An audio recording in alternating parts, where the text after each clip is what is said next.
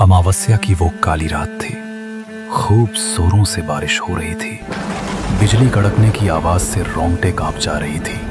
गांव के बाहर अजीब अजीब आवाजें आ रही थी। गांव के लोग डर के मारे अपने घर में चुपचाप लेटे थे। तभी गांव में अचानक किसी के रोने की आवाज आती है और कुछ देर बाद सबकी दरवाजे खटखटाने लगते हैं। किसी की हिम्मत नहीं हो रही थी कि बाहर आ जाए।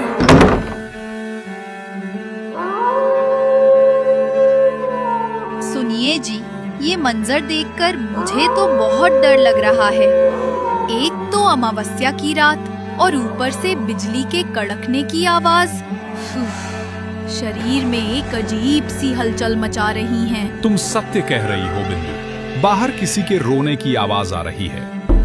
दरवाजा भी कोई खटखटा रहा है, पर हिम्मत नहीं हो रही है बाहर जाने की। हर बार अमावस्या की रात को हमें यही सामना करना पड़ता है। पापा, पापा, मुझे बहुत डर लग रहा है। मुझे भी किसी के रोने की आवाज आ रही है। ऊपर से ये बिजली इतनी तेज से कड़क रही है, बारिश जाने का नाम नहीं ले रहा है। पापा, मुझे अपने पास सुला लो। घबराओ मत बेटा, तू तो मेरा पहलवान बेटा है। इतनी सी बातों को लेकर कोई डरता है क्या? तू सो जा, मैं तेरे पास बैठा हूं। किसी तरह रात ढलती है। अगली सुबह होती है। सरपंच जी गांव वालों को चौपाल पर बुलाते हैं। गांव वालों, मैं जानता हूं अपने गांव में इस समय डर का माहौल बना हुआ है। रात को अजीब अजीब आवाजें आ रही हैं। हर बार अमावस्या की रात को यही नजारा देखने को मिलता है, मगर आज तक इस रहस्य का कोई पता नहीं लग पाया है। ना ही किसी की हिम्मत हो रही है कि उसका सामना कर सके। मुखिया जी, ऐसे हम कब तक डर डर के जीते रहेंगे? आखिर वो कौन है, इसका पता लगाना होगा। मुखिया जी, मान लो रात में किसी की तबीयत खराब हो जाए और हमें उसको हॉस्पिटल लेकर जाना पड़े, लेकिन पता नहीं वो कौन है जो रात को अजीब अजीब आवाजें निकालती है। मगर आज तक किसी की हिम्मत नहीं हुई कि उसका पता लगा सके। बसंत, तुम बिल्कुल सत्य कह रहे हो। हमें एकजुट होकर इसका पता लगाना होगा कि आखिर वो कौन है, वो चाहती क्या है, और सिर्फ अमावस्या की रात में ही आती है। सभी गांव वालों, एक काम करो, हमें अब इस राज को राज नहीं रहने देना है। हमें पता लगाना होगा, इसलिए हमें एक साथ मिलकर उसका सामना करना होगा।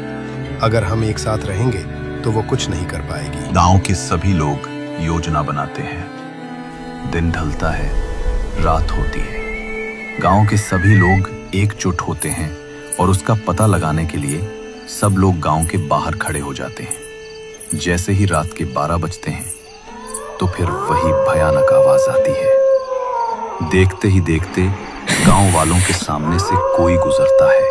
ये नजारा देखकर सबके अंदर डर का माहौल बन गया था। किसी तरह रात ढलती है, सुबह होती है।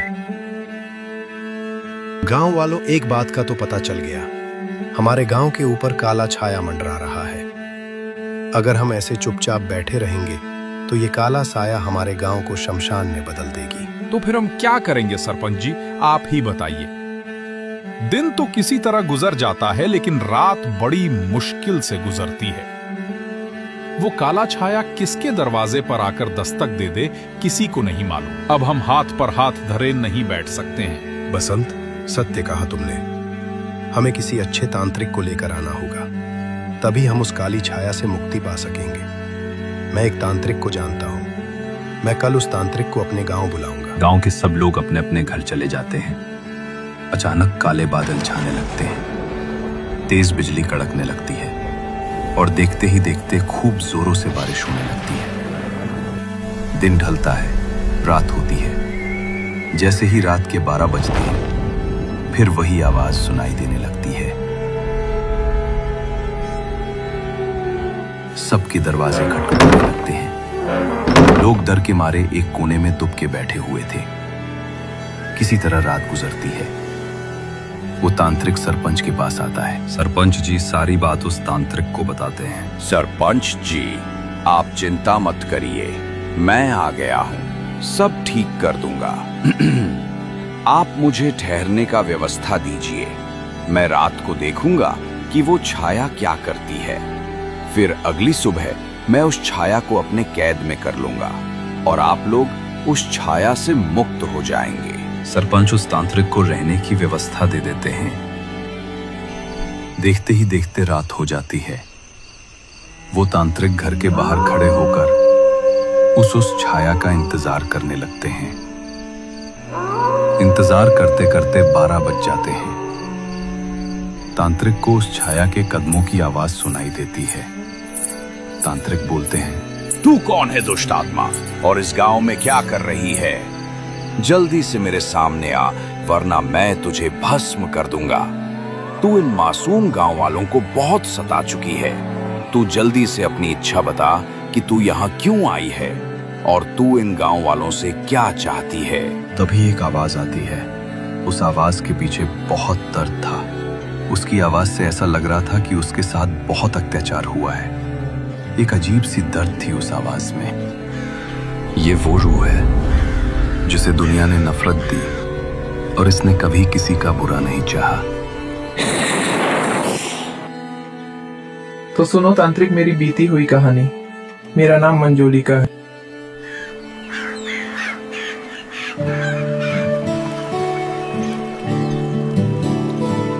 मंजोलिका एक बूढ़ी औरत को पानी पिला रही थी। ईश्वर तेरा भला करे बेटी।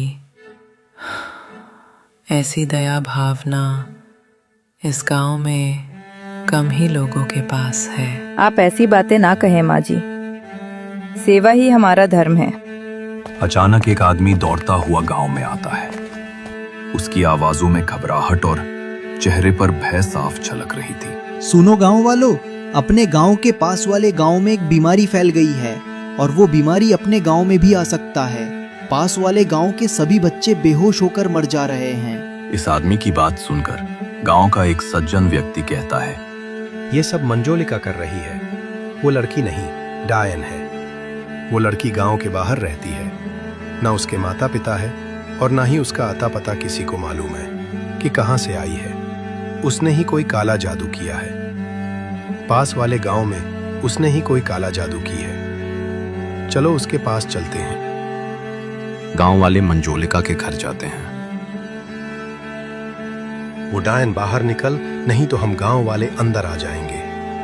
तेरी सच्चाई हम सब जान गए हैं। तू लड़की नहीं, डायन है। सबकी आवाज सुनकर मंजोलिका घर से बाहर आती है। ये आप लोग क्या कह रहे हैं? क्या सच्चाई जान रहे हैं आप लोग मेरी? जब से मैंने अपना यहाँ पर आशियाना बनाया है, तब से तुम गांव वाले मुझे देखकर जलते हो। मैं लोगों के प्रति दया और सेवा का भावना रखती हूँ, इसलिए तुम लोग मुझसे जलन करते हो। अब हम गांव वाले तेरी मीठी चूकी बातों में नहीं आने वाले हैं। तू ही काला जादू करके गांव के बच्चों को मार रही है। तू लड़की नहीं, डायन है। मैं डायन नहीं हूँ। मैंने किसी को कुछ नहीं किया। मैं तो बस सबकी मदद करती थी। गांव वाले मंजोलिका की एक भी बात नहीं सुनते हैं और उसे जबरदस्ती घसीटकर कुआं के पास ले आते हैं। गांव वालों, ये लड़की नहीं, डायन है। ये शराफत का चोला पहनकर हमारे आंखों में अब तक धूल झोंक रही थी। पास वाले गांव के जो बच्चे मर रहे हैं, उसमें इसी का हाथ है। इसे जीने का कोई हक नहीं है। अगर हम इसे जिंदा छोड़ देंगे तो ये न जाने कितने लोगों का घर उजाड़ देगी, न जाने कितने मासूम बच्चों को जान से मार देगी। एक काम करो सब, इसके ऊपर डीजल डालकर इसे जलाकर कुएं में फेंक दो। नहीं, मेरे साथ ऐसा मत करो। मुझे जिंदा मत जलाओ। तुम सबके सामने हाथ जोड़ती हूँ, अपनी जिंदगी के भीख मांगती हूँ। मैं हमेशा हमेशा के लिए ये गांव छोड़कर चली जाऊंगी। लेकिन गांव वाले उसकी एक भी नहीं सुनते हैं और उसे जिंदा जला देते हैं। गांव के सभी लोग मेरी एक भी बात नहीं सुनते हैं और मुझे जिंदा जला देते हैं। मैं सबसे हाथ जोड़कर विनती करती हूँ कि मेरी कोई गलती नहीं है। मैंने किसी को कोई नुकसान नहीं पहुंचा है। भला मैं मासूम बच्चों को जान से क्यों मारूंगी? मैं तो सबकी भलाई करती थी। भला मैं ऐसा क्यों करूंगी? भगवान के लिए ऐसा मेरे साथ मत करो। मुझे जिंदा मत जलाओ। मैं ये गांव छोड़कर हमेशा हमेशा के लिए चली जाऊंगी। लेकिन तांत्रिक गांव वाले मेरी एक भी बात नहीं सुनते हैं। तांत्रिक, ये है मेरी दास्तान।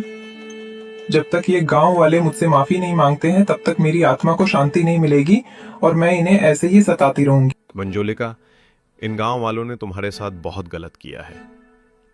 मैं तुझसे वादा करता हूं कि गांव का हर व्यक्ति तुझसे माफी मांगेगा। मंजोलिका की आंखें पूरी तरह से लाल हो जाती हैं, पर वो गुस्सा नहीं बल्कि असीम दुख व्यक्त करती है। मेरी आत्मा कभी शांत नहीं हुई। जिस आदमी ने मेरा शरीर जलाया उसने मेरी नफरत को जन्म दिया। नहीं तांत्रिक, उसने मेरी तड़प को अमर कर दिया। मैं आज भी यहाँ इसलिए हूँ ताकि कोई तो मेरी बेगुनाही को जान ले। मैं लोगों को डराती नहीं हूँ, मैं तो बस उनसे अपनी दास्तान सुनने को कहती हूँ। मंजोलिका, मैंने तुम्हारी दास्तान सुनी, अब गांव वाले भी सुनेंगे। वो तुमसे माफी मांगेंगे। तांत्रिक सबको बुलाकर लेकर आता है। मंजोलिका, हम गांव वालों को माफ कर दो। जाने अनजाने हम गांव वालों से बहुत बड़ा अनर्थ हो गया है। मंजोलिका, मैं भली भांति जानता हूं कि माफी मांगने से तुम वापस तो नहीं आ जाओगी, लेकिन तुम्हें शांति तो मिल जाएगी। सरपंच के मुख से इतनी बातें सुनकर मंजोलिका मुस्कुराने लगती है और फिर थोड़ी दूर हवा में उठती है और वहां से गायब हो जाती है।